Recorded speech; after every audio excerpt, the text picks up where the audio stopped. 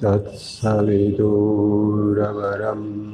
રૂપમ જ્યોતિ પરસ્ય ધીમહિ યન્નઃ સત્યેન દીપયે.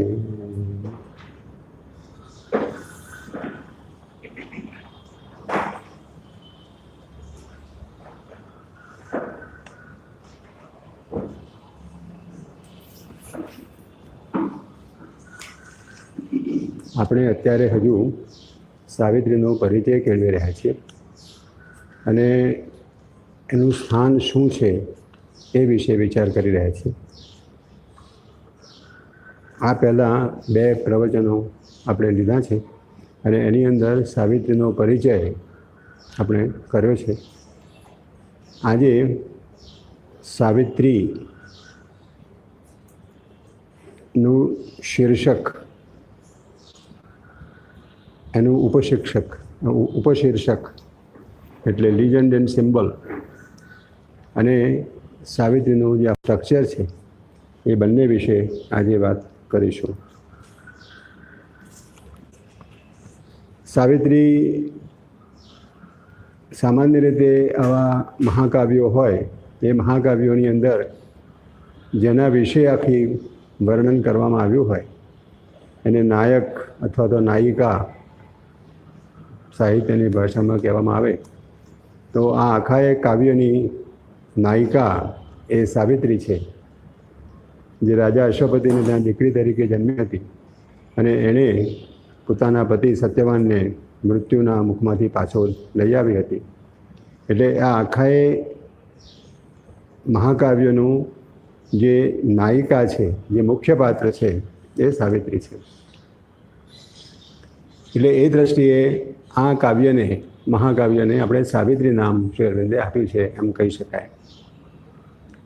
પણ શ્રી અરવિંદો એમ કહે છે કે મહાભારતની અંદર જ્યારે આ કથા કહેવામાં આવી છે ત્યારે પણ તે જમાનાની અંદર પણ એના જે નામો વાપરવામાં આવ્યા છે એ નામો દ્વારા એની અંદર કોઈક ઊંડાણ ભરેલું સૂચન, રહસ્ય રહેલું છે એમ આપણે કહી શકીએ. મહાભારત એ એક ધાર્મિક પ્રકારનું ફિલોસોફી છે. એની અંદર આપણી દાર્શનિક પદ્ધતિ એટલે કે દર્શનશાસ્ત્ર પણ એની અંદર છે, પણ જે એની આખી માંડણી છે, એની આખી જે શરૂઆત છે, એનો જે બેઝ છે તે એક ધાર્મિક ભાવના ઉપર કરવામાં આવેલો છે. અને તેથી કરીને જે કંઈ પુરાતન કાળની અંદર સત્યવાન અને સાવિત્રીના લીજન્ડની અંદર, કાવ્યની અંદર, કથાની અંદર જે કંઈ બન્યું હશે એને ધાર્મિક ઓપ આપવાનો પ્રયત્ન મહાભારતની અંદર કરવામાં આવ્યો છે. શ્રી અરવિંદ એને એક વિશ્વના મોટામાં મોટા પ્રશ્નને સાંકળીને એ મહાકાવ્ય દ્વારા એ વિશ્વના જે કોયડાઓ છે એ કોયડાઓને ઉકેલવાનો પ્રયત્ન શ્રી અરવિંદ કરે છે. એટલે આ કથાને એક નિમિત્ત તરીકે એમણે લીધેલી છે અને કથાના આધાર ઉપર એની એક પ્રતિકાત્મક જે વાતો છે એ પ્રતિકાત્મક વાતોને એમણે રજૂ કરવાનો પ્રયત્ન કર્યો છે. એટલે સાવિત્રી એનું ઉપશીર્ષક છે એ મિથ એન્ડ એ સિમ્બલ. એ કથા અને સાથે સાથે એની પ્રતિકાત્મક ભાષા, એ લીજન્ડ એન્ડ એ સિમ્બલ. લીજન્ડ એટલે માઇથિકલ વાર્તા. તો એ લીજન્ડનો ઉપયોગ કર્યો છે, સાવિત્રીના કથાનકનો ઉપયોગ કર્યો છે, પણ એની અંદર જે કંઈ વસ્તુઓ શ્રી અરવિંદે મૂકેલી છે એ એમની પોતાની છે અને એ એમનું પોતાનું રહસ્ય એમણે એની અંદર છતું કર્યું છે.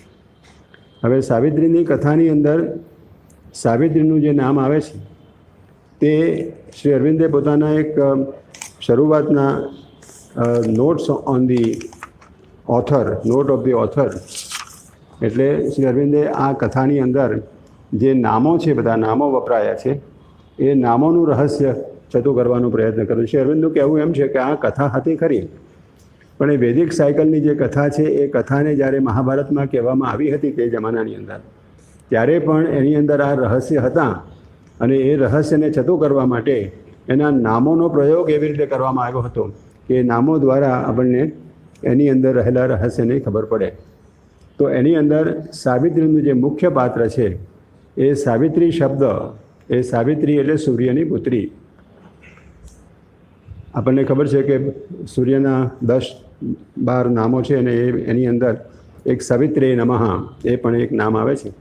એટલે સવિતૃ શબ્દ છે, એ સવિતૃ શબ્દ ઉપરથી સ્ત્રીલિંગ શબ્દ બન્યો છે સાવિત્રી. સવિતૃ એટલે સૂર્ય અને સાવિત્રી એટલે સૂર્યની પુત્રી. તો સૂર્ય એ શ્રી અરવિંદના દર્શનની અંદર એક અતિમાનસ ભૂમિકાનું પ્રતીક છે. આપણી અંદર આપણી ભૂમિકાની એટલે કે આપણા વિશ્વની અંદર એટલે આપણા પૃથ્વી ઉપર અને આપણા આ તારામંડળની અંદર ગ્રહ નક્ષત્રોની અંદર સૂર્ય સિવાય આ જીવન શક્ય નથી. એટલે વેદની અંદર સૂર્ય આત્મા જગતસ્તસુષશ્ચ, સૂર્યને આ સ્થાવર જંગમ સર્વ પ્રાણીઓનો આત્મા કહેવામાં આવ્યો છે. ઇવન અહીંયાનું જીવન જ શક્ય નથી, કારણ કે એ જીવન પણ એ પરમ આત્મતત્વમાંથી આવે છે અને માટે અહીંનું જીવન પણ પરમાત્મામાંથી જ આવે છે. અને તેથી કરીને આ જે આત્મતત્વ છે એ આત્મતત્વનું રહસ્ય પણ સૂર્યની પાછળ રહેલું છે. સૂર્ય એ ભૌતિક ભૂમિકા ઉપર એ અતિમાનસ મહરલોક, એ મહરલોકનો એક દેવ તરીકે અહીં આગળ એનું રહસ્ય છે અને એની પુત્રી તરીકે એ એક પરમ શબ્દ તરીકે અહીં આવે છે. જ્યારે શબ્દ વાપરીએ છીએ જ્યારે એ શબ્દ બ્રહ્મના અર્થમાં વાપરવામાં આવે છે. શબ્દ બ્રહ્માથી વર્તતે એમ ગીતા કહે છે કે શબ્દ બ્રહ્મથી પણ એ આગળ નીકળી જાય છે. એટલે શબ્દ બ્રહ્મ એટલે કોઈક એવો શબ્દ, કોઈક એવો વિચાર, કોઈ એવી વાણી કે જે વાણી નવું સર્જન કરી શકે છે. દાખલા તરીકે ઓમ શબ્દ લઈએ તો ઓમ શબ્દ એ એક એવું આંદોલન છે, એક એવું વાઇબ્રેશન છે કે જે સર્વ જગતની ઉત્પત્તિના મૂળમાં રહેલું છે. એ આંદોલન દ્વારા આ જગતની અંદર રચના થાય છે. એટલે શબ્દ, વર્ડ, અંગ્રેજીમાં જેને આપણે વર્ડ કહીએ છીએ, તે કોઈ સર્જનાત્મક શક્તિ છે અને એ સર્જનાત્મક શક્તિ અહીં આગળ અત્યારે વાણી દ્વારા આંદોલિત થાય છે અને વાણી દ્વારા એ પરમ શબ્દ આંદોલિત થઈ અને એક નવું સર્જન કરવાને માટે ઉદ્યત થયેલી છે. એ અર્થની અંદર સાવિત્રી એ એક પરમ શબ્દ, પરમમાંથી આવતો શબ્દ, પરમાત્મામાંથી આવતો શબ્દ, એ રીતે એનું આપણે સમજી શકીએ. શ્રી અરવિંદે જે પોતાની નોટની અંદર, ઓથર્સ નોટની અંદર લખ્યું છે તેમાં Savitri is the divine word, એ દિવ્ય શબ્દ છે. ડોટર ઓફ ધી સન, સૂર્યપુત્રી છે. Goddess of the supreme truth, પરમ સત્યની દેવી છે. Who comes down and is born to save, એ પરમ શબ્દ તરીકે અહીં આગળ આવે છે અને જગતનો ઉદ્ધાર કરવાને માટે આવે છે. એટલે સાવિત્રી એના વ્યક્તિગત રૂપની અંદર પણ, એના વ્યક્તિગત સિમ્બોલની અંદર, વ્યક્તિગત પ્રતીકની અંદર પણ એક સૂર્યના તરફથી, સૂર્યમાંથી અથવા તો પરમ સત્યમાંથી આવતો એક પરમ સત્યનો શબ્દ છે અને એ શબ્દ અહીં આગળ આંદોલન કરી અને નવું સર્જન કરવાને માટે આવેલો છે. અને એ નવા સર્જનની અંદર જે જગત છે, વિશ્વ છે, એ વિશ્વનો ઉદ્ધાર એ નવા શબ્દની અંદર, નવા સર્જનની અંદર રહેલો છે. એટલે Savitri is the goddess of the supreme truth who comes down and is born to save. એ જગતનો ઉદ્ધાર કરવાને માટે અહીં આગળ આવેલી છે, એ પરમ શબ્દ તરીકે આવેલી છે. હવે આ સાવિત્રીની જે કથા છે, એ સાવિત્રીની કથાની વાર્તા કોઈક વૈદિક સાયકલ અથવા તો વૈદિક કાળમાંથી આવેલી આ કથા છે. અને વૈદિક કાળની અંદરથી આવેલી કથાની અંદર પણ એક માનવ સમૂહની સ્મૃતિની અંદર રહેલી, સચવાયેલી આ કથા છે.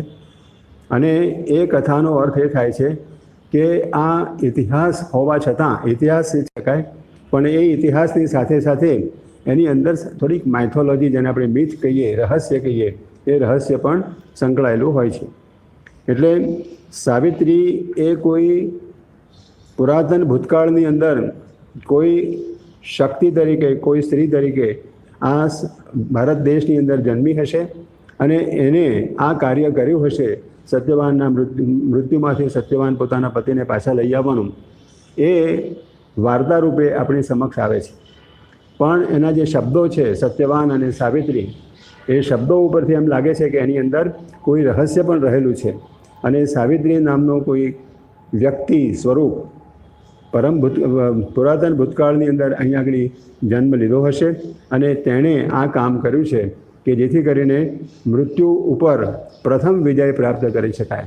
મૃત્યુ ઉપર વિજય પ્રાપ્ત કરવાની એક સિરીઝ આખી હોય છે અને એની અંદર શરૂઆતની અંદર જ્યારે આ કામ કરવાનું હતું ત્યારે સાવિત્રીએ આવી અને આ કાર્ય કર્યું હતું. Savitri is represented in the poem as an incarnation of the divine mother. આ પુસ્તકની અંદર, આ મહાકાવ્યની અંદર શ્રી અરવિંદે જે કાવ્યનું રચના કરી છે એ કાવ્યની અંદર Savitri is represented in the poem as an incarnation of the divine mother.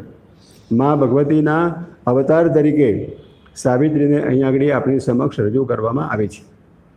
એટલે સાવિત્રી મા ભગવતીનો અવતાર છે, ડિવાઇન મધર. અને ડિવાઇન મધર એ એક સર્જનાત્મક શક્તિ છે. પરમ તત્વ એક સ્થિર તત્વ તરીકે, અનંત તત્વ તરીકે, પરાત્પર તત્વ તરીકે રહેલું છે.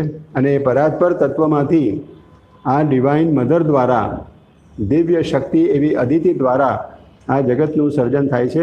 અને જગતનું સર્જન એ મા ભગવતી અદિતિ ઇન્ફાઇનાઇટ કોન્શિયસનેસ, અદિતિનો અર્થ જ ઇન્ફાઇનાઇટ કોન્શિયસનેસ થાય છે.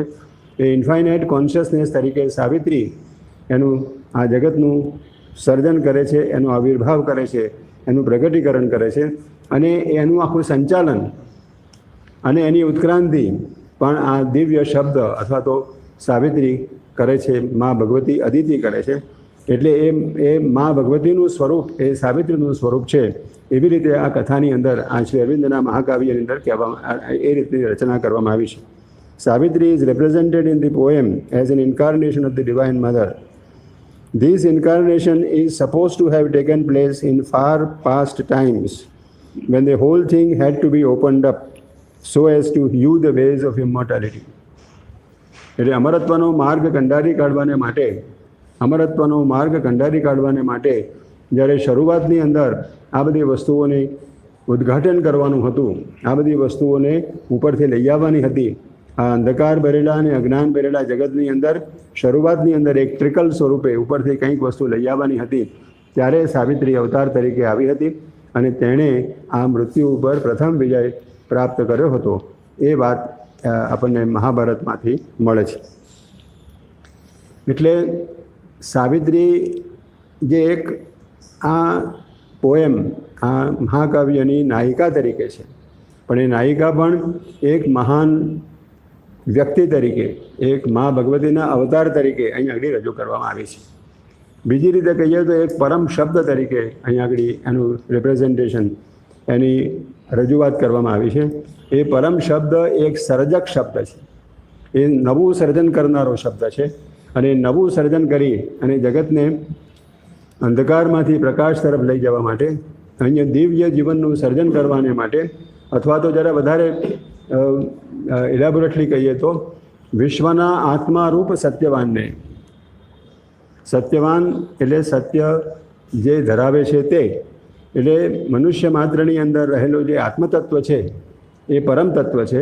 પણ એ પરમ તત્વ અહીં અજ્ઞાન અને અંધકારની અંદર આવી અને એ અંધકારની અંદર મૃત્યુને શરણ થાય છે, મૃત્યુના સકંજામાં આવે છે. અને મૃત્યુના સકંજામાંથી એ અમરત્વને પ્રાપ્ત કરી શકતો નથી.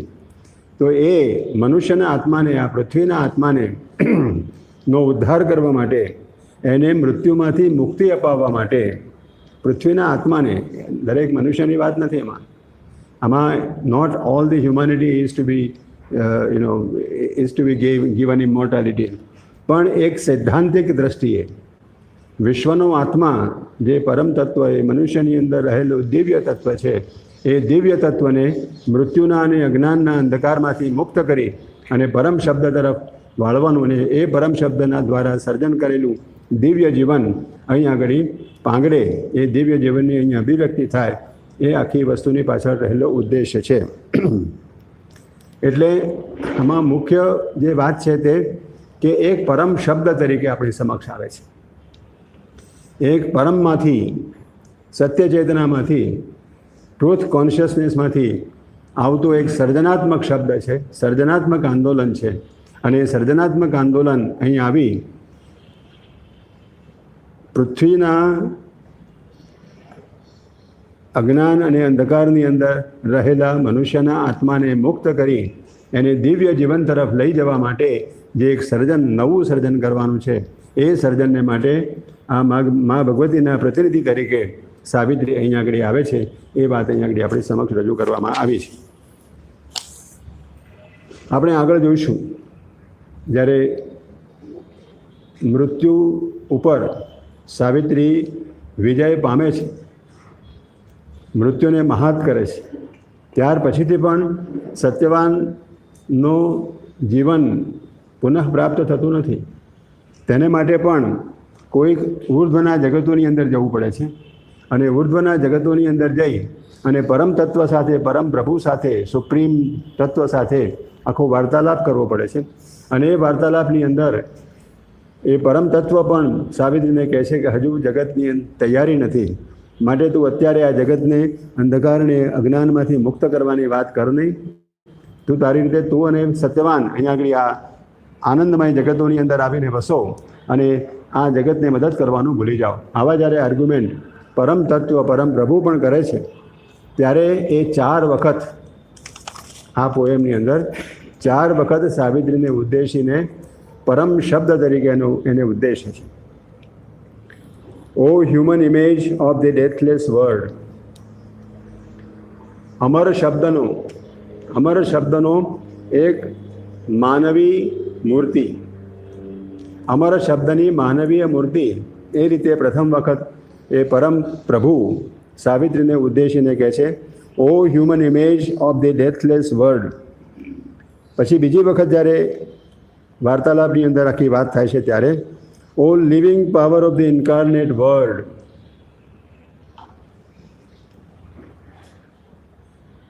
અવતારી શબ્દનું જીવંત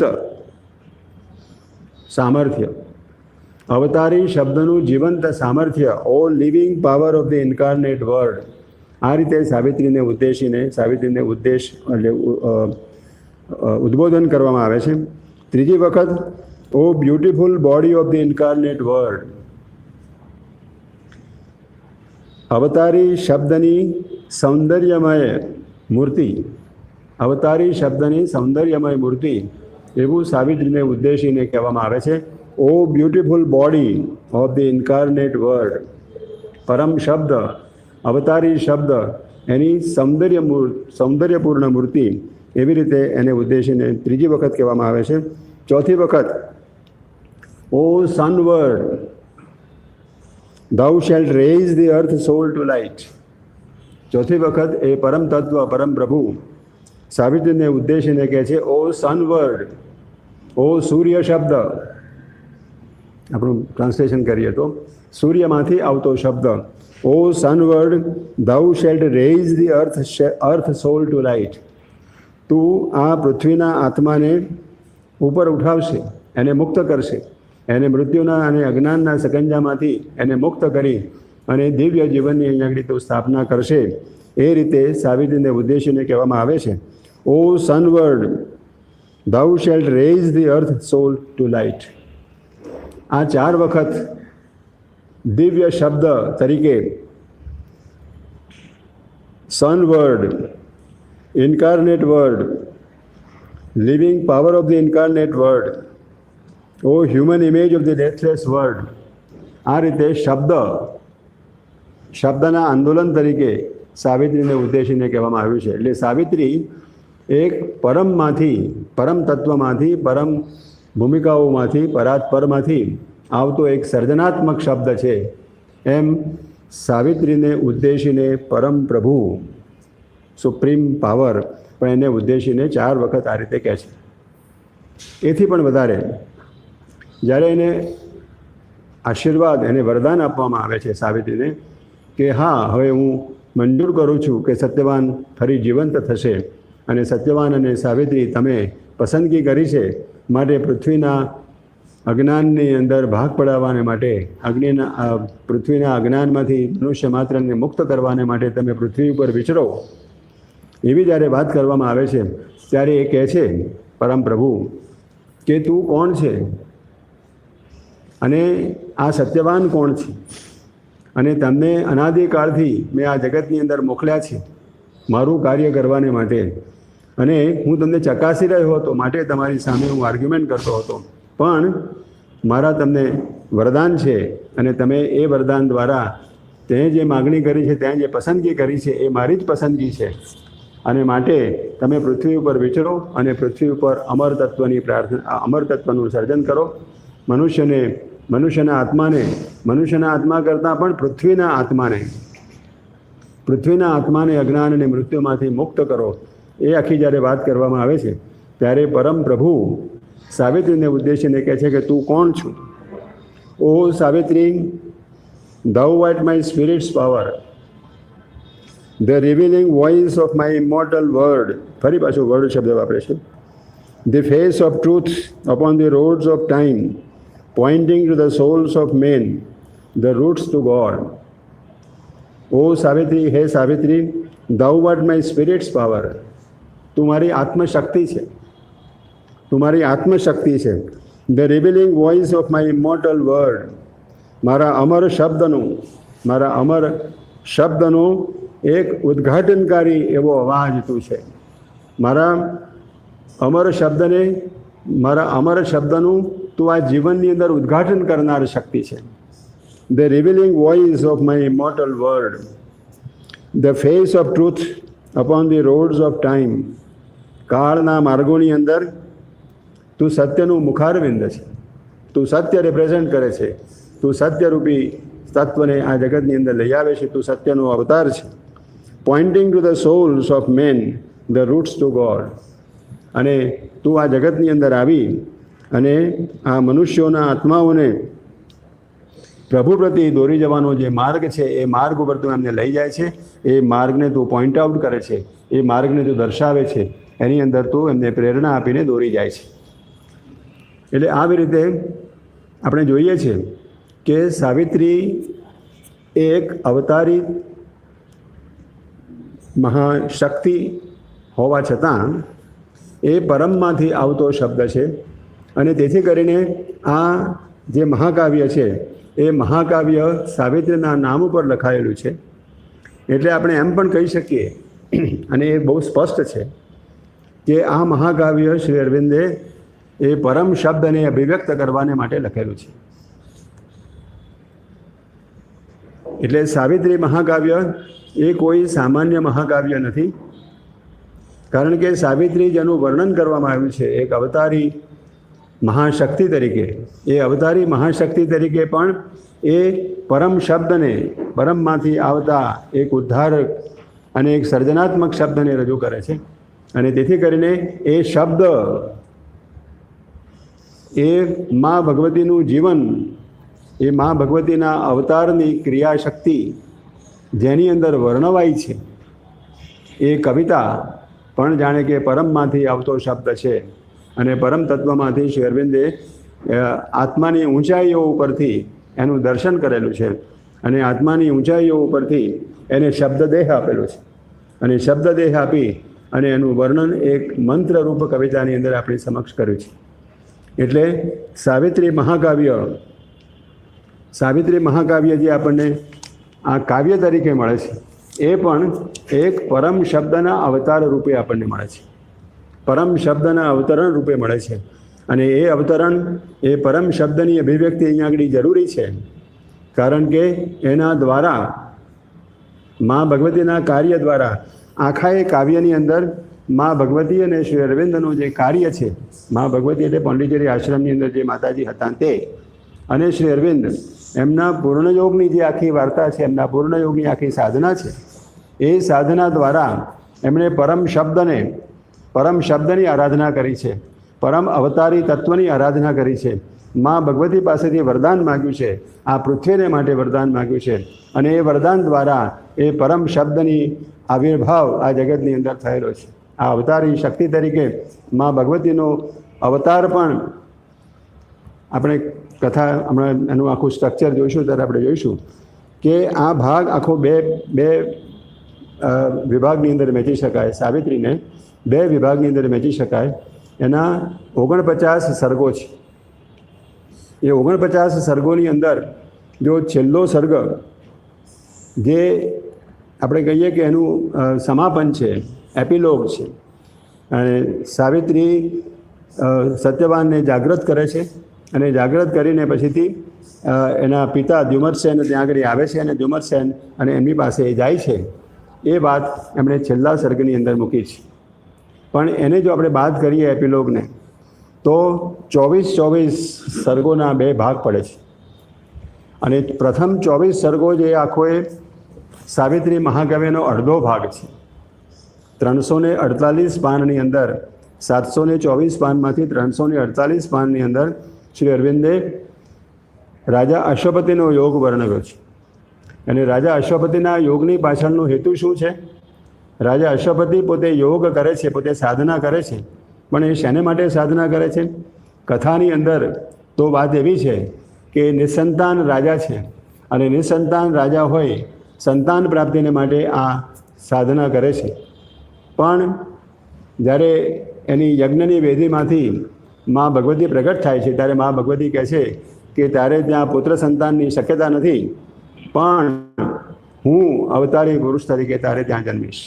અને તેથી સાવિત્રીનો જન્મ સત્યવાનને એટલે કે રાજા અશ્વપતિને ત્યાં થાય છે અને એ પછી સત્યવાનની આખી વાર્તા આગળ વધે છે. પણ એ વરદાન રાજા અશ્વપતિને પ્રાપ્ત થાય છે એનું આખું એક પ્રતિકાત્મક રૂપે શ્રી અરવિંદે વર્ણન કર્યું છે કે શ્રી અરવિંદ પોતે આ જગતની અંદર પરમાત્માનું વરદાન, મા ભગવતીનું વરદાન મેળવવાને માટે એમણે સાધના કરેલી છે. અને એ મા ભગવતીનું વરદાન એટલે શું? કે જગતની અંદર દિવ્ય જીવનની સ્થાપના થાય, મનુષ્યનો આત્મા, આ પૃથ્વીનો આત્મા અજ્ઞાન અને અંધકારમાંથી મુક્ત બને અને દિવ્ય જીવનની અહીંયા સ્થાપના થાય. એ માટે મા ભગવતીનું વરદાન મેળવવાને માટે શ્રી અરવિંદે 40 વર્ષ સુધી પોંડિચેરી આશ્રમની અંદર તપશ્ચર્યા કરેલી છે. અને એ તપશ્ચર્યાના પરિણામ રૂપે અહીંયા આગળ શ્રી અરવિંદ અને માતાજીનો જેને પૂર્ણ યોગ કહીએ એ પૂર્ણ યોગની સ્થાપના થઈ શકી છે. એટલે આ યોગ અને એમની સાધના એ મા ભગવતી અને શ્રી અરવિંદ એ બંનેની એક સહયોગકારી એટલે કે કોલેબોરેટિવ સાધના છે. બંને સાથે મળી અને દિવ્ય જીવનની સ્થાપના પૃથ્વી ઉપર કરી છે. અને એ દિવ્ય જીવનની સ્થાપનાની અંદર એમણે જે કંઈ જોયું છે, એમણે જે કંઈ અનુભવ્યું છે, જે સાક્ષાત્કારો કર્યા છે શ્રી અરવિંદ અને શ્રી માતાજીએ, એ બધી જ વાતો એમણે સાવિત્રીની અંદર રજૂ કરી છે. અને તેથી એ એક એવી કાવ્ય ભૂમિકા ઉપરથી આનું આખું સર્જન કરવામાં આવ્યું છે. શ્રી અરવિંદ અને કેડી શેઠના વચ્ચેના જે પત્રોની આપલે જો આપણે વાંચીએ તો આપણને ખ્યાલ આવે કે એ પ્રેરણાની ઉત્કૃષ્ટ ઊંચાઈઓ ઉપરથી શ્રી અરવિંદે આ મહાકાવ્યનું સર્જન કરેલું છે. એટલે આપણે બહુ સ્પષ્ટ રીતે કહી શકીએ કે શ્રી અરવિંદની સાધના એ પણ વિશ્વની અંદર એક દિવ્ય જીવનની સ્થાપના કરવાને માટે, મનુષ્યને અજ્ઞાન અને અંધકારમાંથી મુક્તિ અપાવવાને માટે મા ભગવતીના વરદાન સ્વરૂપે એમણે સાધના કરેલી છે. અને એ મા ભગવતીનું વરદાન એ અશ્વપતિ અને અશ્વપતિને ઘેર મા ભગવતીનો જન્મ થાય છે અને એના દ્વારા મૃત્યુની સાથે યુદ્ધ કરી, મૃત્યુની સાથે એની સાથે જેને કહીએ કે એની સાથે સંઘર્ષ કરી અને મૃત્યુ ઉપર વિજય પ્રાપ્ત કરેલો છે. અને તેથી સત્યવાનને પાછો મેળવવાનો પ્રયત્ન થયો છે. એટલે સત્યવાનને પાછું મેળવી શક્યા છે. એટલે બે ભાગની અંદર, એક ભાગની અંદર જીવનને મૃત્યુ અને અજ્ઞાનમાંથી મુક્તિ અપાવવાને માટે મા ભગવતીનું વરદાન મેળવવા માટે રાજા અશ્વપતિએ અને શ્રી અરવિંદે આ સાધના કરેલી છે. એનું આખું એ વર્ણન સાવિત્રીના અડધા ભાગની અંદર છે. એ વરદાન મેળવ્યા પછી સાવિત્રીનો જન્મ થાય છે અને સાવિત્રી પોતે પોતાનું જીવન વિતાવે છે. અને જીવન વિતાવી અને જ્યારે સત્યવાનનું મૃત્યુ થાય છે ત્યારે યમરાજા સમક્ષ જઈ અને યમરાજાની પાસે જે સંઘર્ષ કરી એની સાથે જેને કહીએ કે અજ્ઞાન અને અંધકાર અને પૂર્ણ જ્ઞાન એ બે વચ્ચે જે આખા વાર્તાલાપ થાય છે, આર્ગ્યુમેન્ટ્સ થાય છે, એમાંથી મૃત્યુ ઉપર એ વિજય પ્રાપ્ત કરે છે અને વિજય પ્રાપ્ત કરી અને જાણે કે એનો વિલય કરી દેવામાં આવે છે. છેવટે વાત એવી આવે છે કે આ મૃત્યુ એ પોતાના અંધકારમાંથી આવેલો છે અને એ અંધકારમાં પાછો વળી જાય છે અને પછીથી પણ સત્યવાન જીવંત થતો નથી. એટલે એની ઊંચાઈઓ ઉપર કહેવાનો ભાવાર્થ એ છે કે મૃત્યુને માણસનું જીવન લેવાનો અધિકાર છે, પણ એને પુનર્જીવિત કરવાનો અધિકાર તો પરમ તત્વની પાસે હોય છે. એટલે પરમ તત્વની સેન્કશન, પરમ તત્વની અનુમતિ ન હોય ત્યાં સુધી સત્યવાનને જીવંત કરી શકાય નહીં. અને એ વિશ્વના આખા કોયડાનું મૂળ ત્યાં પરમ તત્વની અંદર રહેલું છે. એટલે પરમ તત્વ ઉપર આરોહણ કરી અને પરમ તત્વ ઉપર જઈને મા ભગવતી એ પરમ તત્વ સાથે વાર્તાલાપ કરે છે અને એ વાર્તાલાપની અંદર એને કન્વિન્સ કરે છે, એને આર્ગ્યુમેન્ટ કરીને કહે છે કે જે સમર્થ આત્માઓ છે એ સમર્થ આત્માઓનું કામ તો પૃથ્વી ઉપર છે. સમર્થ આત્માઓ ત્યારે જ કહેવાય, સામર્થ્યવાન પુત્રોને, સામર્થ્યવાન મહાત્માઓ તેને કહેવાય કે જે પૃથ્વીના અંધકારની અંદર પ્રકાશને લાવી શકે અને પૃથ્વીના અંધકારની અંદર, અજ્ઞાનની અંદર એ જ્ઞાન અને દિવ્ય જીવનની સ્થાપના કરી શકે. એવા મહાન આત્માઓની પૃથ્વી ઉપર જરૂર છે. અમે તો ત્યાં આગળ અમરત્વના પુત્રો છીએ અને અમરત્વના પુત્રો હોય એ તો અમારું ઘર છે, ત્યાં આગળ તો અમે રહેલા જ છીએ, એ તો અમારું નેટિવ પ્લેસ છે. પણ ત્યાં આગળ પાછા જવાથી શું ફાયદો છે? પૃથ્વી ઉપર જે સંઘર્ષ ચાલી રહ્યો છે, માનવ આત્મા જે સંઘર્ષ કરી રહ્યો છે, પીડા વેઠી રહ્યો છે, એની અંદરથી એને મુક્તિ અપાવી એ મહાન આત્માઓનું કાર્ય છે. અને એ કાર્ય કરવાને માટે હું અહીં આવી છું. હું અને સત્યવાન બંને અમે એ કાર્ય કરવા માટે આવ્યા છે. માટે તમે અમને વરદાન આપો અને અમને સત્યવાનને જીવિત કરી અને સત્યવાનની સાથે મને પૃથ્વી ઉપર મોકલો કે જેથી કરીને હું આ કાર્ય તમારું કરી શકું. ત્યાર પછીથી એ પરમ તત્વ વરદાન આપે છે. એટલે પહેલા ભાગની અંદર શ્રી અરવિંદ પૃથ્વીને માટે મા ભગવતીના આગમનનું વરદાન માગે છે. બીજા ભાગની અંદર મા ભગવતીના કાર્ય દ્વારા, મા ભગવતીની સાધના દ્વારા મૃત્યુની સામે વિજય પ્રાપ્ત કરી અને પૃથ્વીના આત્માનો ઉદ્ધાર કરવામાં આવે છે. એટલે પ્રથમ ભાગ અને બીજો ભાગ એ બંને ભાગની અંદર કોઈ સામ્ય છે. સામ્ય છે એટલે આ પ્રેપરેશન છે અને બીજી બાજુ એનું પરિણામ છે. પણ તમે જોશો, જ્યારે આપણે વાંચીશું ત્યારે આપણને ખ્યાલ આવશે કે દેર આર ઓલવેઝ, અહીં આગળ જે એક વાત કરવામાં આવી છે તે વાત જરા જુદી રીતે બીજા ભાગની અંદર કરવામાં આવી છે. કારણ કે મૂળભૂત હેતુ તો એક જ છે, જીવન પૃથ્વી ઉપર દિવ્ય જીવનની સ્થાપના.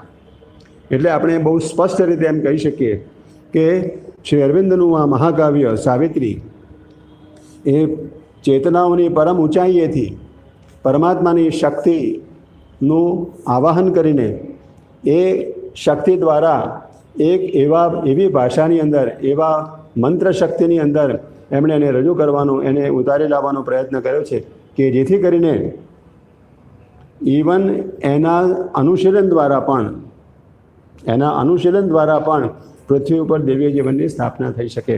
જેમ આપણે એમ કહીએ કે વેદ, શ્રીમદ ભાગવત, ગીતા, ઉપનિષદો, એના દ્વારા આપણે શું કરીએ છીએ? એના દ્વારા આપણે જીવનની અંદર કોઈક નવીન આધ્યાત્મિક તત્વને લાવવાનો પ્રયત્ન કરી રહ્યા છીએ. તો હવે પછીથી જીવનની અંદર જે એક દિવ્ય જીવનની સ્થાપના કરવાને માટે શ્રી અરવિંદે જે અથાગ પ્રયત્ન કર્યો છે, એ પ્રયત્નના ડોક્યુમેન્ટ તરીકે, એ પ્રયત્નના દસ્તાવેજ તરીકે આપણી સમક્ષ આ સાવિત્રી છે. અને એ સાવિત્રીને અનુશીલન કરવાથી મનુષ્ય આત્મા પણ પોતાના જ્ઞાનની વૃદ્ધિ કરી, પોતાની સામર્થ્યની વૃદ્ધિ કરી, પોતાની યોગ શક્તિનો વિસ્તાર કરી અને એ અતિમાનવ શક્તિને પ્રાપ્ત કરી શકે. અહીંયા આગળ દિવ્ય જીવનની સ્થાપના કરવાને માટે જે યોગ કરવાની જરૂર છે, એ યોગની અંદર કોઈ માર્ગદર્શન મેળવવાને માટે એક જીવંત માર્ગદર્શન આપણને સાવિત્રીમાંથી પૂરું પડે છે. કારણ કે આ સાવિત્રીની અંદર શ્રી અરવિંદની આધ્યાત્મિક આત્મકથા છે. એમણે પોતે જે કંઈ અનુભવ્યું છે, પોતે જે કંઈ સાક્ષાત્કારો પ્રાપ્ત કર્યા છે, પોતે જે કંઈ દિવ્ય જગતોની અંદરથી એમણે જે કંઈ જોયું છે અને આ જગત કેવું હતું અત્યારે કેવું છે અને ભવિષ્યની અંદર કેવું થશે, આ સર્વ બાબતોને એમણે આની અંદર વણી લીધી છે. સર્વ તત્વજ્ઞાનો, સર્વ તત્વદર્શનો અને સર્વ આધ્યાત્મિકતાઓ એમણે એની અંદર વણી લીધેલી છે. અને તેથી આ પુસ્તક, આ મહાકાવ્ય એ માનવ જીવનને અજ્ઞાન અને અંધકારમાંથી મુક્તિ મેળવવાને માટે માર્ગદર્શક બની શકે એ પ્રકારે એમણે એનું સર્જન કર્યું છે.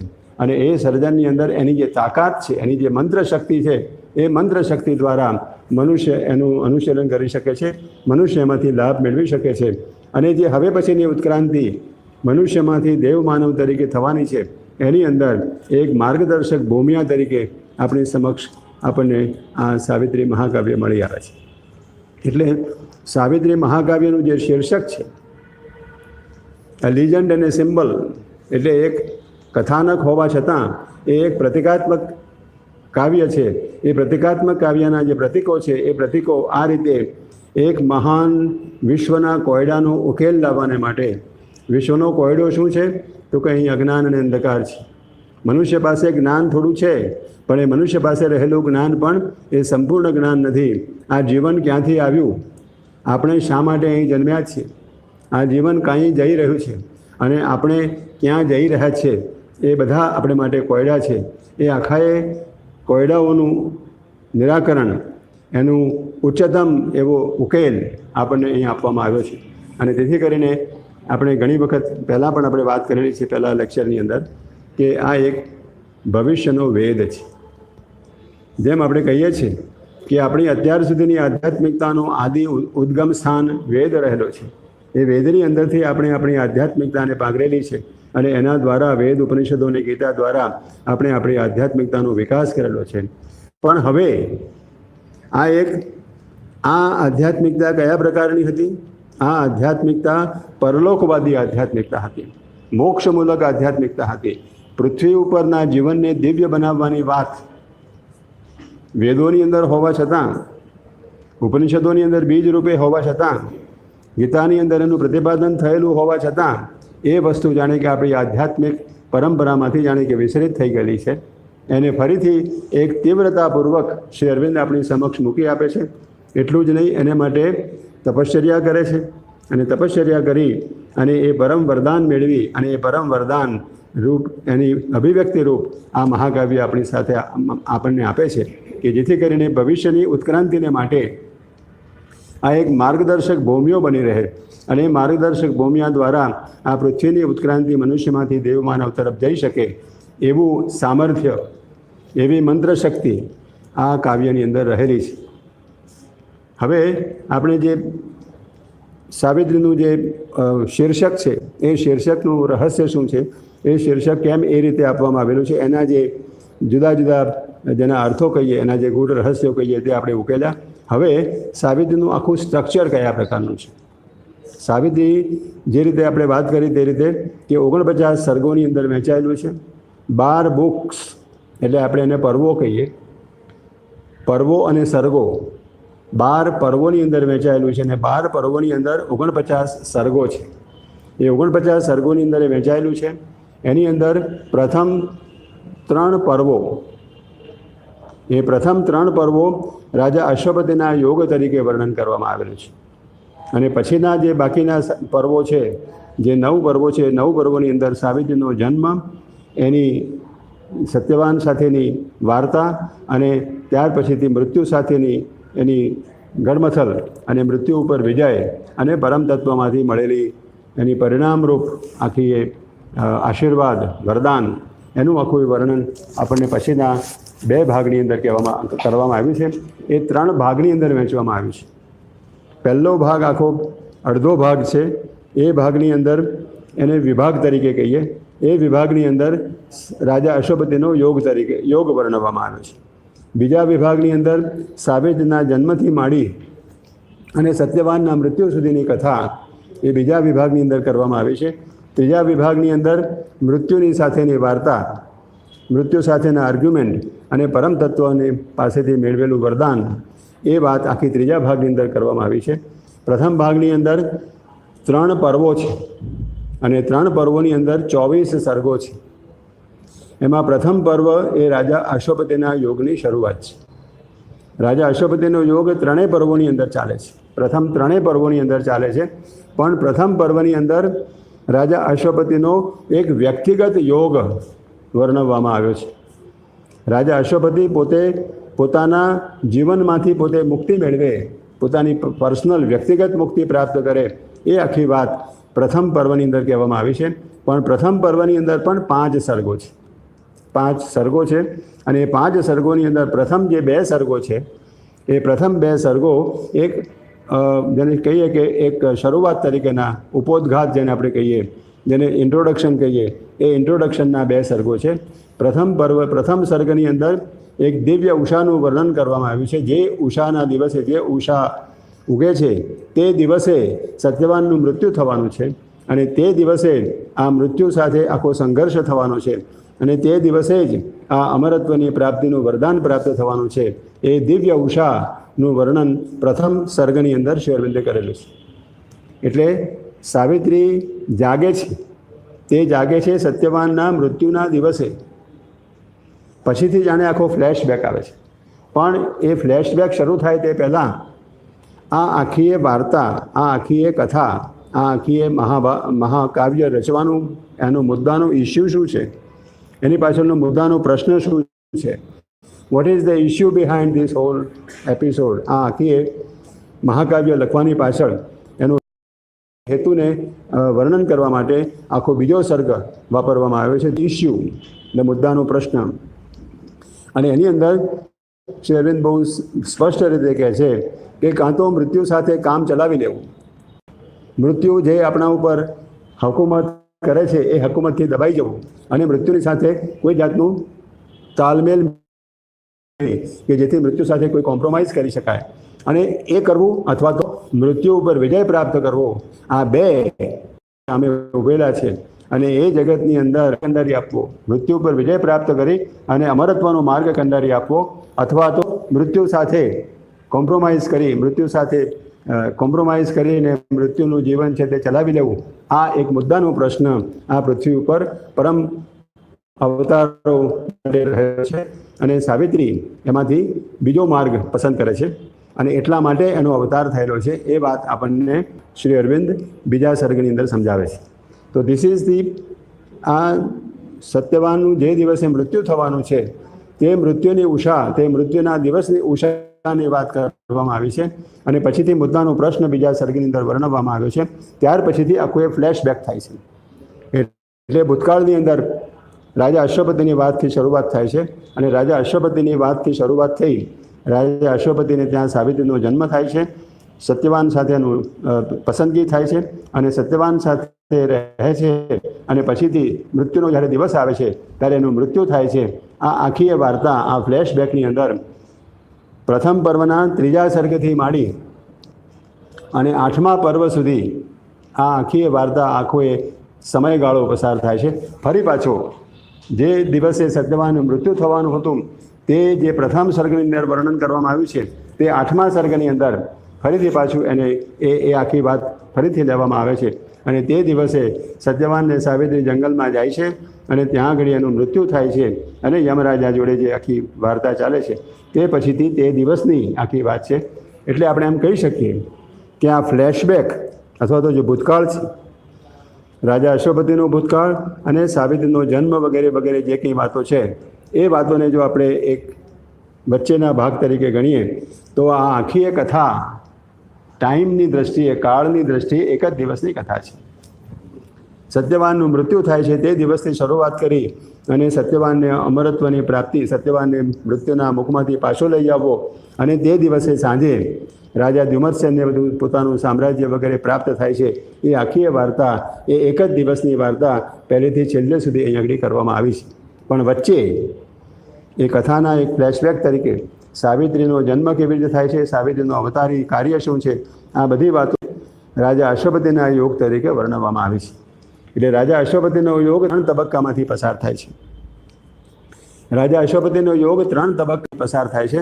પ્રથમ તબક્કાની અંદર પોતે વ્યક્તિગત સાધના કરી અને વ્યક્તિગત સાધના કરીને વ્યક્તિગત મુક્તિ પ્રાપ્ત કરે છે. એ વાત પ્રથમ પર્વના 3 સર્ગોની અંદર બીજો એટલે કે ત્રીજો, ચોથો અને પાંચમો એ 3 સર્ગોની અંદર એ વાત કરવામાં આવી છે. અહીં આગળ પણ રાજા અશ્વપતિના યોગનું વર્ણન, એની પોતાની મુક્તિનું વર્ણન કોઈ પદ્ધતિસર કરવામાં આવ્યું નથી. રાજા અશ્વપતિને જાણે કે સાક્ષાત્કારો વાવાઝોડાની માફક આવે છે અને વાવાઝોડાની માફક એક પછી એક સાક્ષાત્કારો એના અંતરાત્માની અંદર જાણે કે પ્રવેશ કરે છે અને એ પ્રવેશ કરીને એને એક માનવમાંથી દિવ્ય માનવ તરફ એની પ્રગતિ કરાવે છે. એ આખી વાત એના પ્રથમ આ 3 સર્ગોની અંદર કરવામાં આવી છે. એટલે પ્રથમ પર્વના આ 3 સર્ગો, ત્રીજો, ચોથો અને પાંચમો સર્ગ, એની અંદર રાજા અશ્વપતિની મુક્તિનો યોગ છે. એની અંદર અનેક પ્રકારના સાક્ષાત્કારોનું વર્ણન કરવામાં આવ્યું છે. એની અંદર આરોહણ અને અવરોહણ, ગુહ્ય જગતોની વાત અને ગુહ્ય જગતની શક્તિઓ રાજા અશ્વપતિને પ્રાપ્ત થાય છે. આ આખું એ વર્ણન એ ત્રીજા, ચોથા અને પાંચમા સર્ગની અંદર કરવામાં આવ્યું છે. પછીનો જે બીજો પર્વ છે એ બીજો પર્વ 15 સર્ગોમાં વિસ્તરાયેલો છે અને 15 સર્ગોની અંદર શ્રી અરવિંદ અથવા તો શ્રી અરવિંદ જે વર્ણન કરી રહ્યા છે એ રાજા અશ્વપતિ પોતે આ ભૌતિક જગતની પાછળ રહેલા બીજા જગતો છે એ જગતોની અંદર જાય છે અને એ જગતોમાં જઈ અને એ જગતોની જે ગુહ્ય વિદ્યા છે, ગુહ્ય નિયમો છે, એ નિયમોને પ્રાપ્ત કરવાનો પ્રયત્ન કરે છે. આપણા જીવનની અંદર, આપણા અસ્તિત્વની અંદર જે આપણે બાહ્ય જગત કહીએ છીએ, એ બાહ્ય જગત એ આપણી જાગ્રત અવસ્થા છે. એ જાગ્રત અવસ્થા જેને આપણે હું કહીએ છીએ, જેના પ્રત્યે આપણે જાગ્રત છીએ, તે આપણી આ જાગ્રત અવસ્થા છે. પણ એ જાગ્રત અવસ્થાની પાછળ એક વિશાળ સબ્લિમિનલ પ્રચ્છન્ન ચેતના છે. એ પડદા પાછળ રહેલી ચેતના છે અને એ ચેતના દ્વારા આપણું જે જાગ્રત અવસ્થા છે, એ જાગ્રત અવસ્થાની અંદર આપણને પ્રેરણાઓ મળે છે અને એના દ્વારા આપણે એ કાર્ય કરીએ છીએ. પણ આ જે પ્રચ્છન્ન ચેતના છે એ પ્રચ્છન્ન ચેતના વૈશ્વિક ચેતના સાથે પણ સંકળાયેલી છે અને વૈશ્વિક ચેતનાનું દબાણ જો આ પૃથ્વી ઉપર અને મનુષ્ય ઉપર ન થતું હોય તો મનુષ્યની કોઈ ઉત્ક્રાંતિ થઈ શકે નહીં. એટલે મનુષ્યની અંદર જે કંઈ વિકાસ કરવામાં આવેલો છે, મનુષ્યએ જે કંઈ વિકાસ કર્યો છે, એ બધા વિકાસની પાછળ આ જે તે વિશ્વો છે, એ જે તે વિશ્વનું કાર્ય પૃથ્વી ઉપર મનુષ્યની અંદર થયેલું છે અને તેથી કરીને મનુષ્યનો વિકાસ એ અણઘડ અવસ્થામાંથી, અસંસ્કૃત અવસ્થામાંથી અત્યારે સંસ્કૃત અવસ્થાની અંદર જે થયેલો છે, એ કલ્ચર્ડ મેન તરીકે થયેલો છે, એ આખી ઉત્ક્રાંતિ આ બધા જગતોના કાર્ય પૃથ્વી ઉપર થાય છે એને લીધે થયેલી છે. એટલે આ વાત સમજવાને માટે શ્રી અરવિંદ આખા એ જગતોનું વર્ણન કરે છે અને એ જગતો આપણી સાયકોલોજી પર, આપણા વ્યક્તિત્વ ઉપર, આપણી પર્સનાલિટી ઉપર કઈ કઈ અસરો નિપજાવે છે એનું વર્ણન શ્રી અરવિંદે આ 15 સર્ગોની અંદર કરેલું છે. આપણી પાસે અવચેતન છે, આપણી પાસે જે જાગ્રત અવસ્થા છે, એ જાગ્રત અવસ્થાની પાછળ એક સૂક્ષ્મ શારીરિક અવસ્થા છે. એ સૂક્ષ્મ શારીરિક એટલે સૂક્ષ્મ ભૌતિક જગત રહેલું છે. એ સૂક્ષ્મ ભૌતિક જગત ત્યાં આગળ બનાવો પહેલાં બને છે. વિશ્વ ઉપર જે કંઈ ઘટનાઓ ઘટે છે એનું પ્રથમ સ્વરૂપ, એ ઘટનાઓ પ્રથમ આ સૂક્ષ્મ શારીરિક ભૂમિકાઓ ઉપર બને છે. સૂક્ષ્મ શારીરિક ભૂમિકાઓ ઉપર દેવો અને દાનવો વચ્ચે યુદ્ધ થઈ અને નિર્ણાયક ભૂમિકાની અંદર કોઈ વસ્તુને પ્રાપ્ત કરી અને ત્યાં આગળ પ્રથમ સર્જન થાય છે અને એ સર્જન પછીથી કાળક્રમે આ પૃથ્વી ઉપર ભૌતિક ભૂમિકા ઉપર લઈ આવવામાં આવે છે. એટલે ભૌતિક ભૂમિકા ઉપર બનતી ઘટનાઓનું મૂળ સ્થાન આ જગતોની અંદર રહેલું છે અને તેમાં પ્રથમ એ સૂક્ષ્મ શારીરિક ભૂમિકા ઉપર, સૂક્ષ્મ જળ તત્વની ભૂમિકા ઉપર થાય છે અને ત્યાર પછીથી એ આખું એ જેને સર્જન કહીએ એ સર્જન ત્યાં થાય છે અને ત્યાર પછીથી એ અહીંયા આવે છે. એટલે આ સૂક્ષ્મ શારીરિક જગત, સૂક્ષ્મ ભૌતિક જગતની વાત છે. એ સૂક્ષ્મ ભૌતિક જગતની પાછળ આપણી પાસે પ્રાણ શક્તિ છે. આપણી પાસે પ્રાણ શક્તિ છે. એ પ્રાણ શક્તિ આપણે 3 ભૂમિકાઓની અંદર વહેંચી શકીએ છીએ.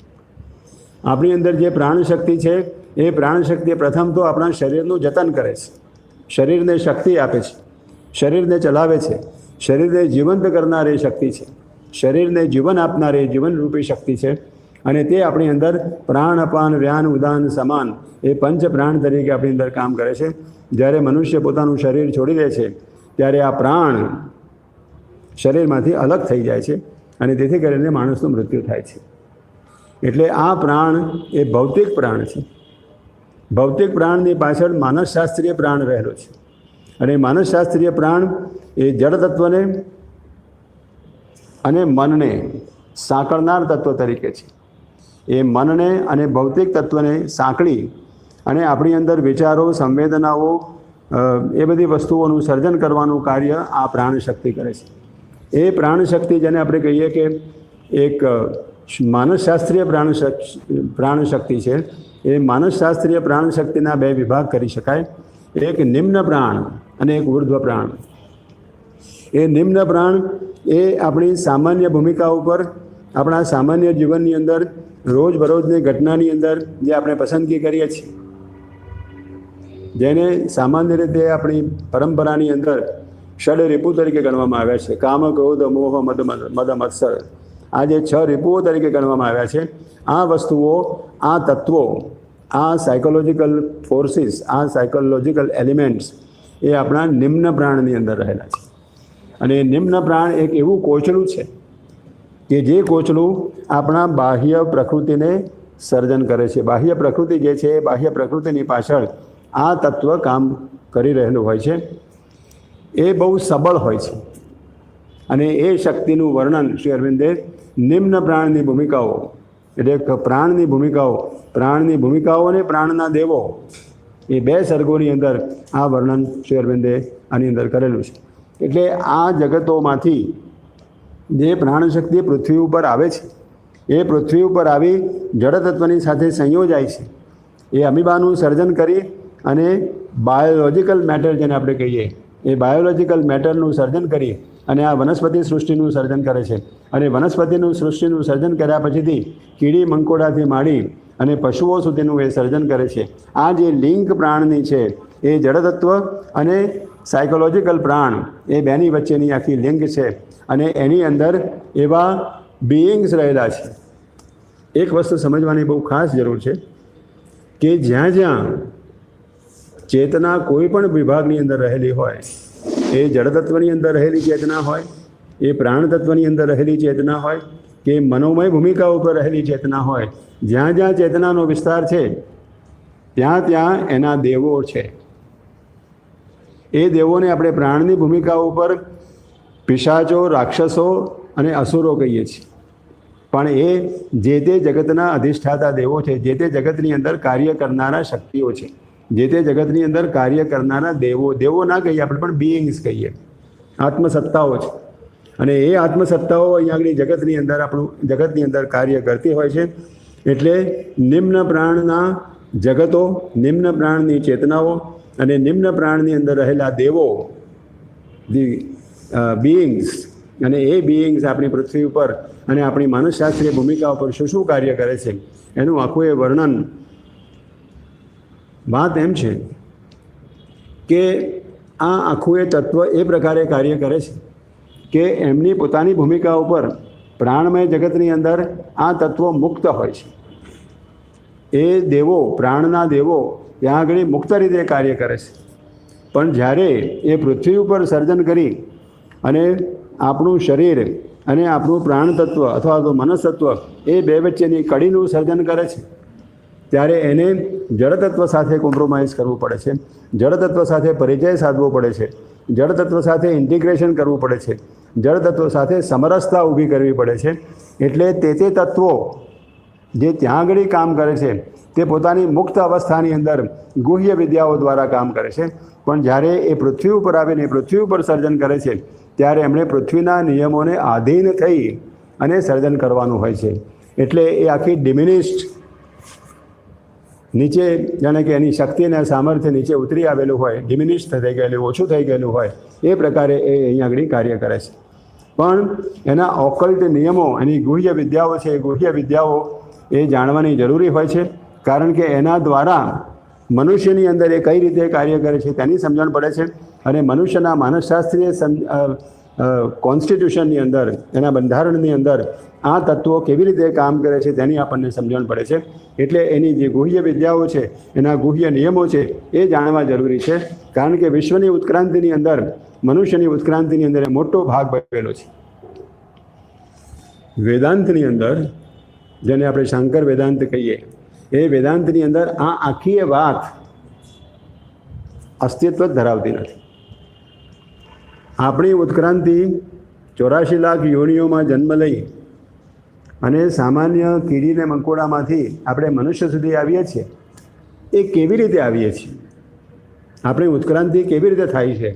એનું જે મિકેનિઝમ, એનું જે પ્રક્રિયા, એ પ્રક્રિયા વેદાંતમાંથી કોઈ પણ રીતે બિલકુલ ગાયબ છે. અને તેથી એનું જે રહસ્ય છે, જે જગતની અંદર જળતત્વ અને પરમ તત્વ, એક બાજુ પરમ તત્વ છે ઉપર અને નીચે અહીંયા જળતત્વ છે.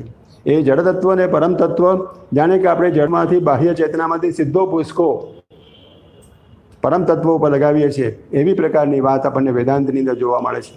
પણ એ ક્રમશઃ ઉત્ક્રાંતિ કરતાં કરતાં કરતાં આપણે ઉપર જઈએ છીએ અને આપણો વિકાસ થાય છે.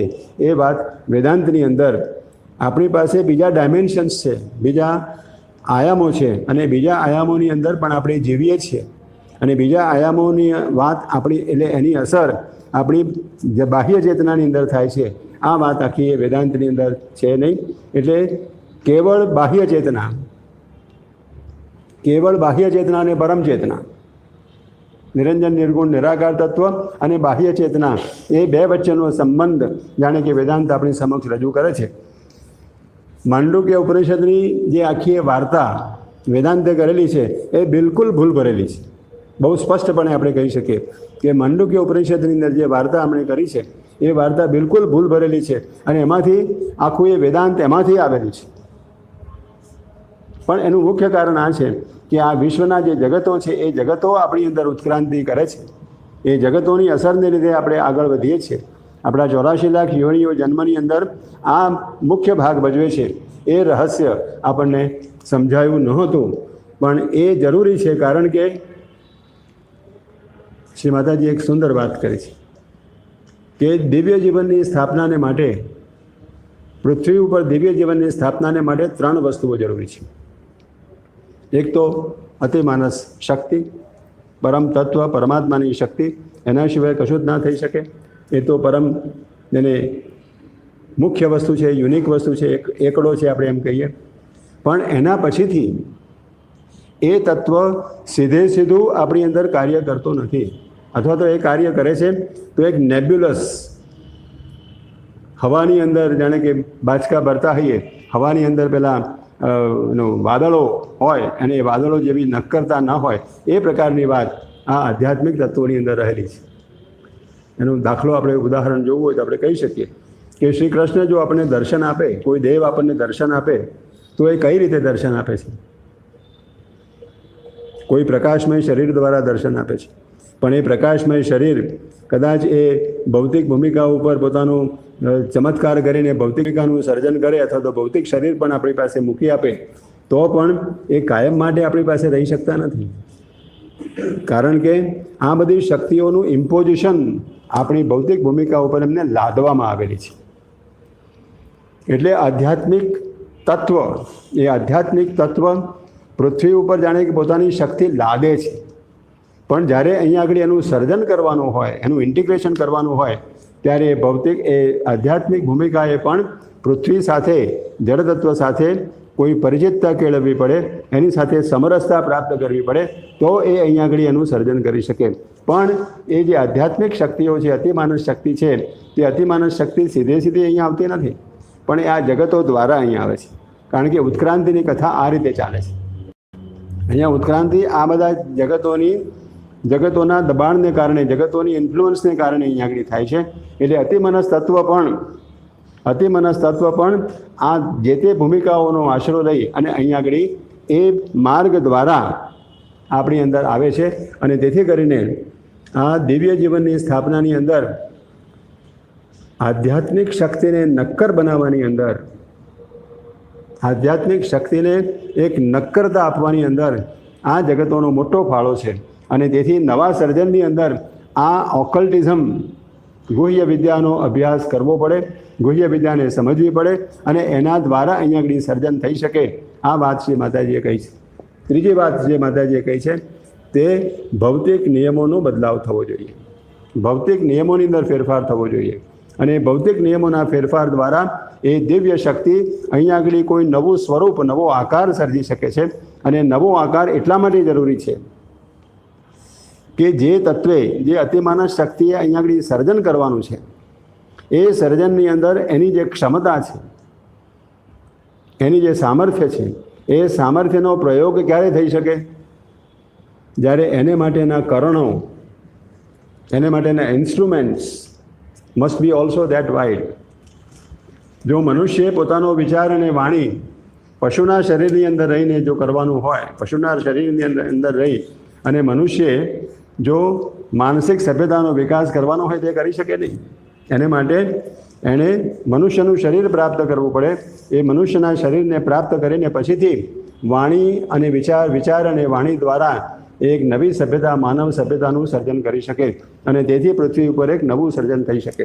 તેવી જ રીતે અતિમાનવ શક્તિ, જે દિવ્ય શક્તિ અત્યારે પૃથ્વી પર અવતરણ થઈ ગયું છે, પણ જે સર્જન કરવા જઈ રહી છે એ સર્જનને પણ આ દિવ્ય જે ઓકલ્ટિઝમ છે એમાંથી પસાર થવું પડે છે, એનો આશરો લેવો પડે છે, કારણ કે એ સિવાય એ અહીંયા આગળ નક્કર સ્વરૂપ ધારણ ન કરી શકે. એ એક વાત. અને બીજું, એણે નવા શરીરને, નવા આકારને રૂપ આપવું પડે અને નવા આકારને અને નવા શરીરને રૂપ આપવા માટે આ ભૌતિક નિયમોની અંદર પણ ફેરફાર થવા જોઈએ. એટલે દિવ્ય જીવનની સ્થાપનાની અંદર 3 વસ્તુઓ જરૂરી છે. એક તો દિવ્ય પ્રકાશ, દિવ્ય સામર્થ્ય. દિવ્ય પ્રકાશ અને દિવ્ય સામર્થ્ય આ ગુહ્ય વિદ્યાના નિયમો, ગુહ્ય વિદ્યા અને ગુહ્ય વિદ્યાની સાથે ભૌતિક ભૂમિકા ઉપર ભૌતિક ફેરફારો, આ 3 વસ્તુની જરૂર છે.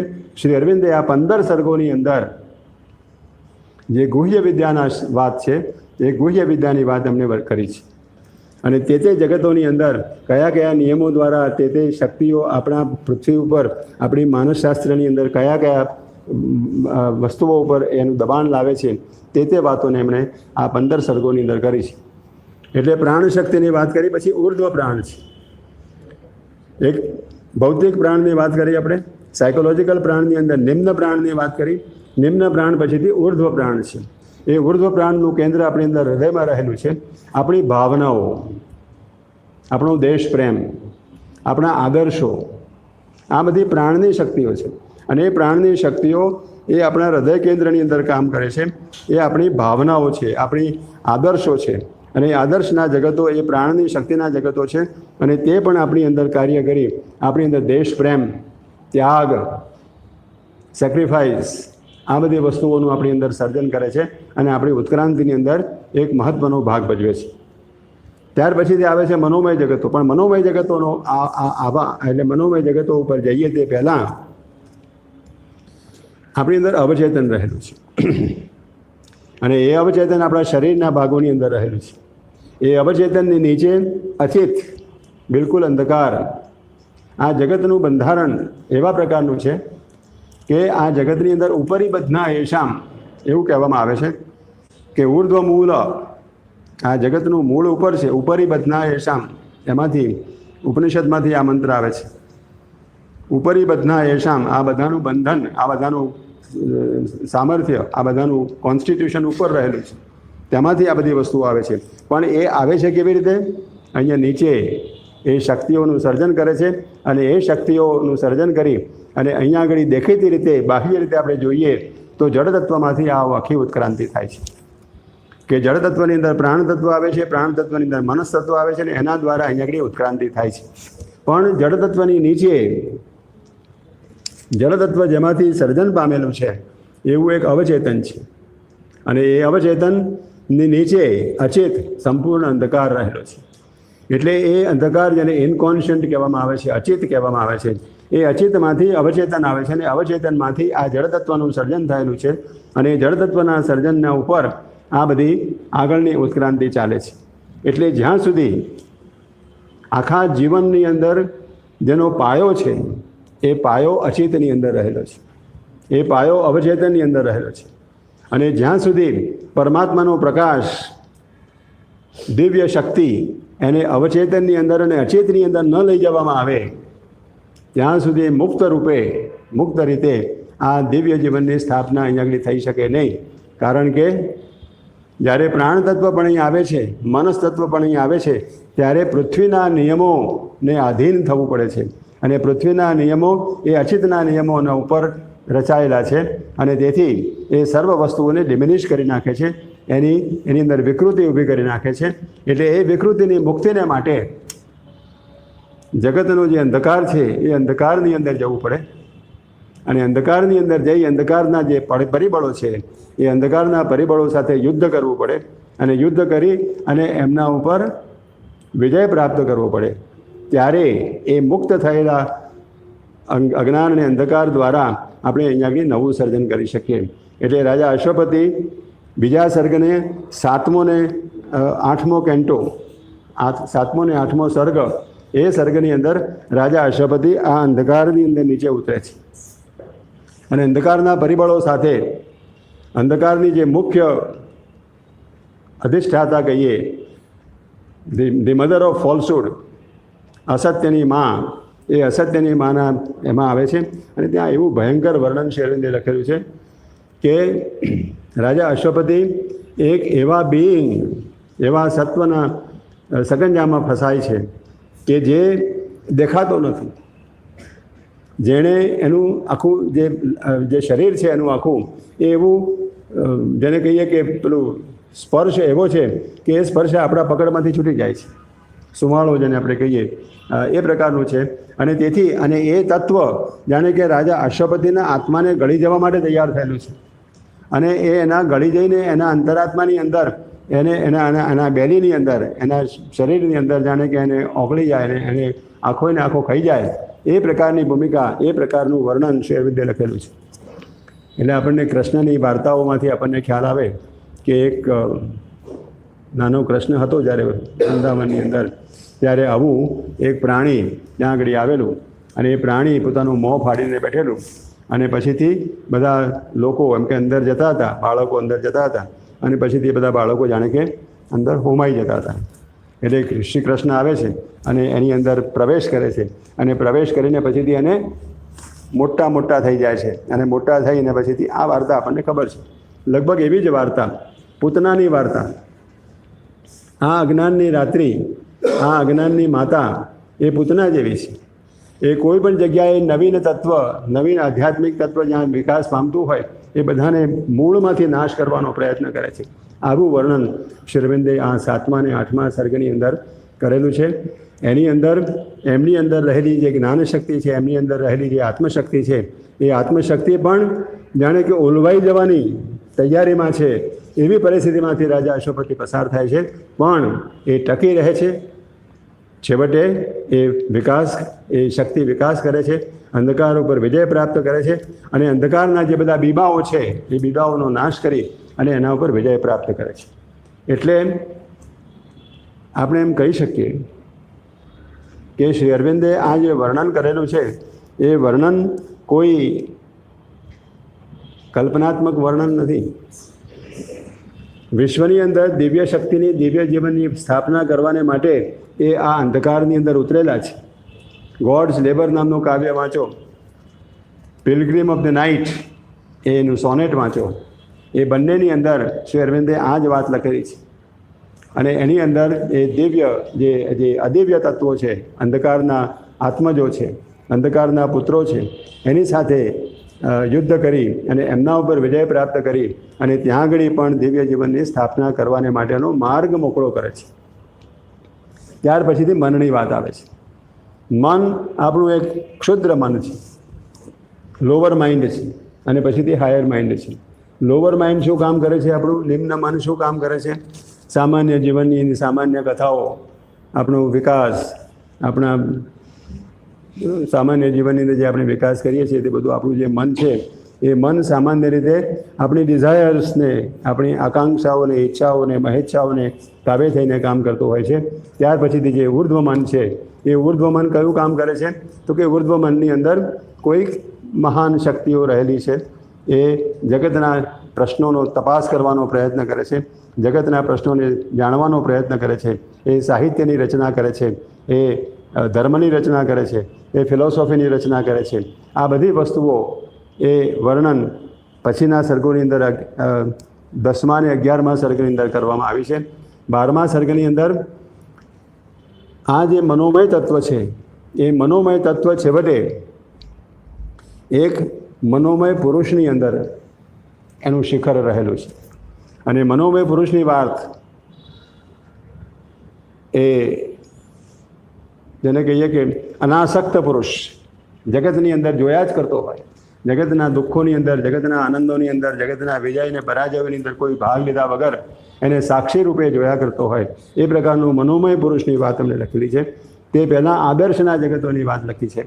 આદર્શના જગતોની અંદર આપણી અંદર રહેલું દિવ્ય તત્વ એક સાયકિક બિંગ છે, અને સાથે સાથે વિશ્વની અંદર પણ એક દિવ્ય તત્વ રહેલું છે.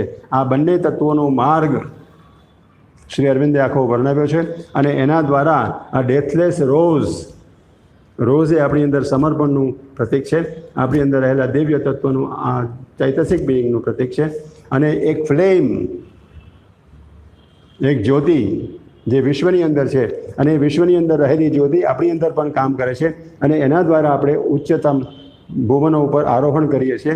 આ આખી વાત આ આદર્શના જગતોની અંદર કરવામાં આવી છે. ત્યાર પછીથી આ વિશ્વનો આત્મા, વિશ્વના આત્માનું વર્ણન કરવામાં આવ્યું છે. વિશ્વના આત્માનું જગત છે. આપણે શરીર છોડી દઈએ છીએ ત્યાર પછી આપણે ક્યાં જઈએ છીએ? We say that rest in peace.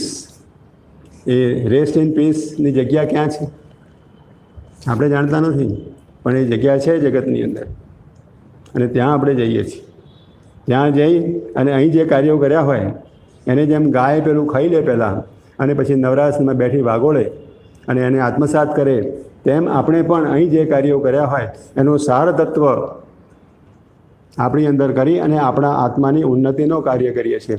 એ તત્વ, એ કાર્ય આપણે ત્યાં કરીએ છીએ. એટલે એ જગતોનું વર્ણન કરેલું છે. એ જગતોની અંદર વર્ણન કરીને એ જગતોની પાછળ પણ એક અર્ધનારી નટેશ્વર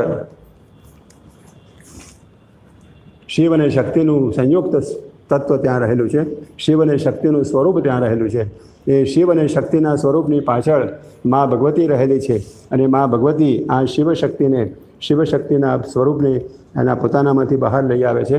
અને તે આખું વર્ણન આ 14મા સર્ગની અંદર વિશ્વના આત્માની અંદરની જે આખું વર્ણન કરેલું છે એની અંદર આખી વાત છે.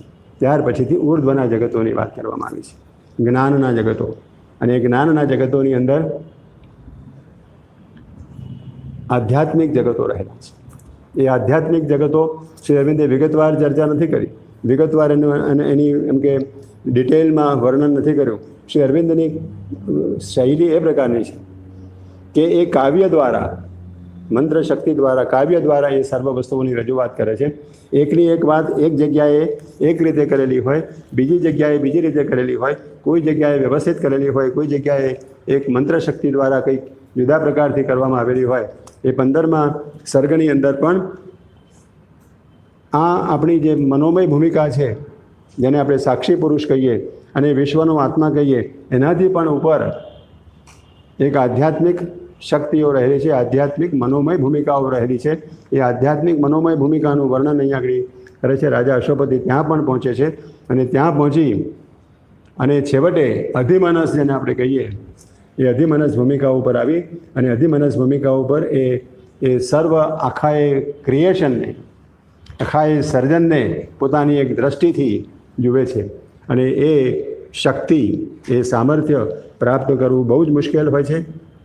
એ આખી એ વાત એમણે આ 15મા સર્ગની અંદર કરી છે. એટલે આ રીતે બીજા પર્વના 15 સર્ગોની અંદર આ જગતની પાછળ રહેલા જે સૂક્ષ્મ જગતો છે, સૂક્ષ્મ જગતો અને આધ્યાત્મિક જગતો, અંધકારનું જગત, આ બધા જગતોની વાત શ્રી અરવિંદે કરી છે. એની યાત્રા કરી છે, એના નિયમોનું જ્ઞાન પ્રાપ્ત કર્યું છે. એ આપણા જગતની અંદર કેવી રીતે આપણા માનસશાસ્ત્ર પિંડેશુ બ્રહ્માંડે આપણે એમ કહીએ છીએ. એટલે આ આખું એ બ્રહ્માંડ, આ 15 જગતો, આ બધા જ જગતો આપણી અંદર ઇન્વર્ટ થયેલા છે. એટલે એ આપણી અંદર કામ કરે છે. એટલે આપણી અંદર જે કામ થાય છે તેને સમજવાને માટે આ બધા જગતોના ગુહ્ય વિદ્યાઓને જાણવાની જરૂર પડે છે. અને તેટલા માટે રાજા અશ્વપતિ વિશ્વના પ્રતિનિધિ તરીકે વિશ્વની અંદર એક નવું કામ કરવાનું છે, વિશ્વની અંદર એક નવું સર્જન કરવાનું છે. માટે વિશ્વના પ્રતિનિધિ તરીકે આ બધા જગતોની યાત્રા કરી અને ત્યાંના ગુહ્ય વિદ્યાના નિયમો અને તે નિયમો આપણી અંદર ક્યાં અસર કરે છે, આપણને ક્યાં આપણી અંદર એ કામ કરે છે, તે આખી વાત અને એ આખું જ્ઞાન એ આ 15 સર્ગોની અંદર વર્ણન કરવામાં આવે છે. આપણે અહીં આગળ આ વાત પૂરી રાખીએ. આવતી વખતે થોડીક આગળ ચલાવીશું અને પછી વાત કરીશું.